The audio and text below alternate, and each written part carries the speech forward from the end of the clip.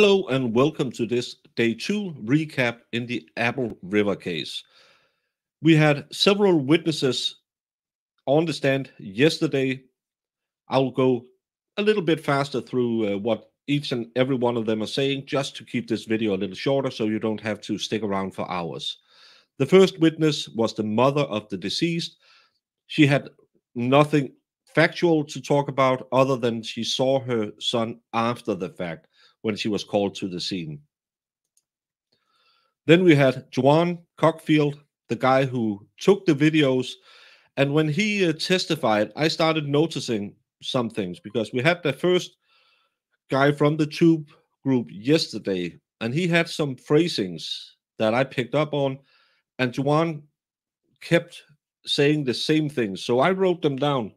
My memory is kind of the same. My memory is, I still remember everything is kind of the ones all of them are using. He said something with little girls, and I was scared when he came running up.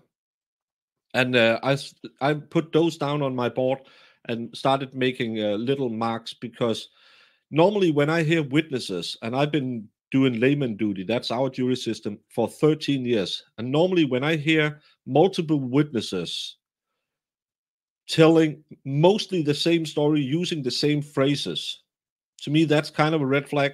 That's my personal experience. Yours could be different. You can feel it shows that that's what happened. I just feel like they might have rehearsed it. But he told he was afraid. The guy came running up. Yeah, they were yelling at him about the raping and being a PDF file. But it was because he had said something about little girls. He never told the police that he said anything about that. Neither did any of the other witnesses who was in the initial contact. He admitted they were yelling at him, that they were antagonizing him. He's a big dude, dual athlete. I think he was a cornerback, but he was so scared of him. He'd been drinking, he'd been smoking, and he felt when the other group came over from the other Tube group that he was more confident. But he did have to admit that no one was before they attacked the guy. The next witness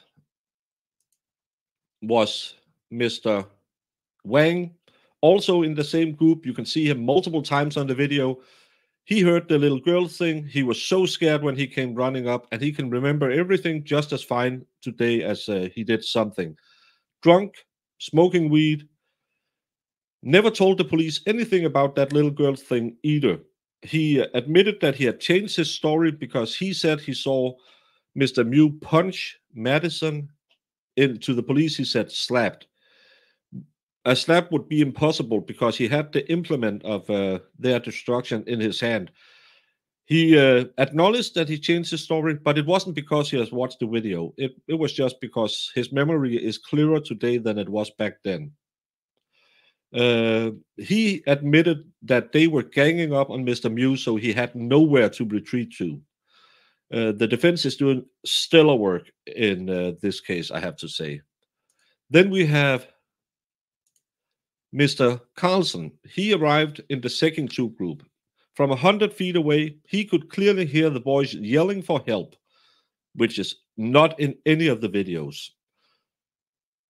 He sent his boys over because they should de-escalate it. He's a bar owner. He knows what drunk people will look like. So he sent his boys over to de-escalate it. His boys arrived after the girls from his group was over there pushing Mr. Mew. But still, he claims he was there to de-escalate it. He said that he was afraid what Mr. Mew would do because he was so clearly drunk. And then 5 seconds later, he said, I was afraid those boys would beat the brakes off Mr. Mew.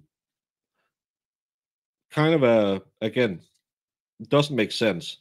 He claims he saw Madison with a mark on her face that he was cradling, which would be impossible because she had her phone and a beer in her hand. But then he said maybe she was resting her, that she was cradling it with the backside of his hand or her forearm.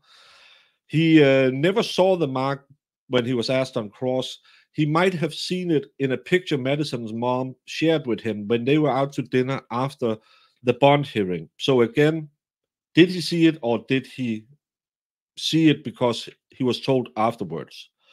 He also told that his group had to have their alcohol consumption down because they have had accidents on other rivers, but still they were also drinking, and he was afraid that the teens were gonna beat up Mr. Mew. So 7 people from his group was joining the 6 kids from the initial conflict. he didn't see if Madison was punched or slapped. That was something he was told later, and he saw Mr. Mew try to walk away 3 to 4 times.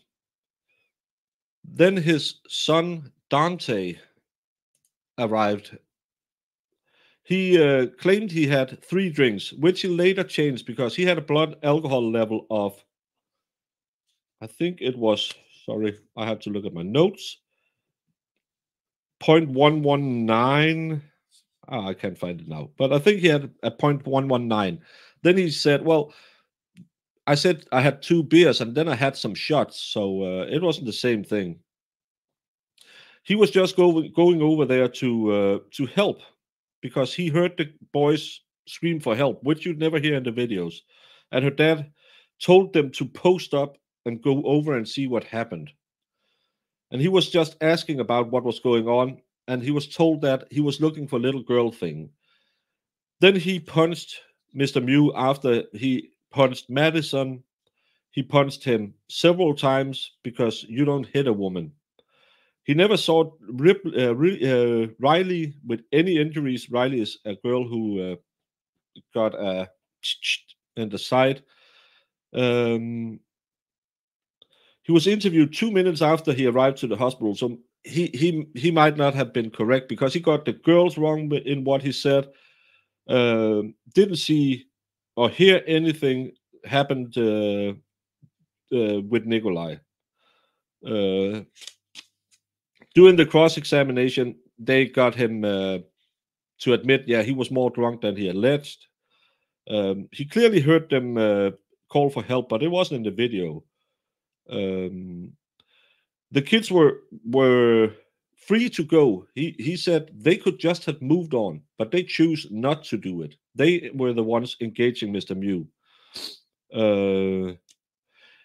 He never listened to what was said because it didn't matter.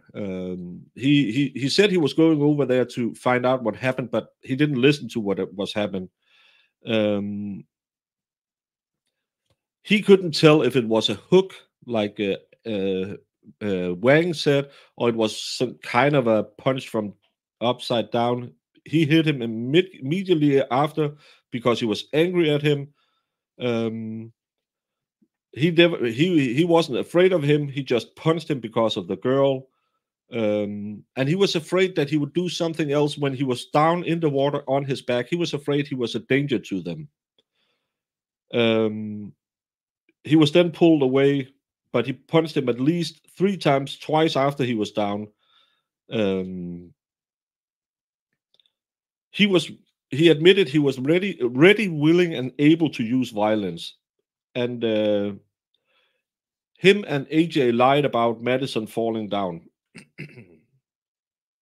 And when he was asked, are you sure you heard them yelling for help when the phone didn't pick it up that was inside the group of boys? And he said, yeah, even if the phone didn't pick it up, I heard it. The last witness of the day was Landon Wire, who I called Wire. He was also in the group with the boys. He was scared, that Mr. Mew might do something to them. He did nothing bad, didn't swear, didn't say bad words, but and when the bigger group came over, he wasn't feeling frightened anymore. He said he hit the blonde girl, which doesn't which matches up Other guys have called it the brunette who got hit. Didn't see any stabulation things before someone hold their stomach. Never touched him. He never was hit by Mr. Mew. And even if he was close to him, he didn't do anything to him. He's also as a footballer. He plays safety. And Isaac was the least drunk person. Isaac is the guy who isn't here anymore. And I believe he had 3 times the legal limit. He only remembers every bad thing that Mr. Mew did, and he doesn't remember anything that his group did, just to paraphrase it. He wasn't scared when people arrived. They could have passed him, but they felt confident when the other group came over, and Madison was up in the face of Mr. Mew, very close to him, and he never told the cops about the little girls. Another one. And they weren't laughing at Mr. Mew. They were so bad at him. He did see her getting struck, but has no memory of what hand and how it happened. Wasn't sure which girl was. He clearly saw her fall down, even if it didn't happen. And he absolutely doesn't remember anyone calling him a PDF file. So that's to me, that just screams that their testimony is constructed to make their group look as good as possible. Because they're all mentioning, he was talking about little girls. None of them said it at the time to the police. Memory is a fun thing.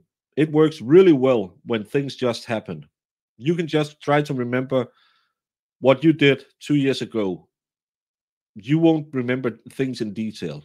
But all of a sudden, 2 years later, you can clearly remember this guy going around asking for small girls, which there were no girls around. And of course, you would go up to a group of 17 to 19-year-old boys and talk about that. That's what most PDF files do.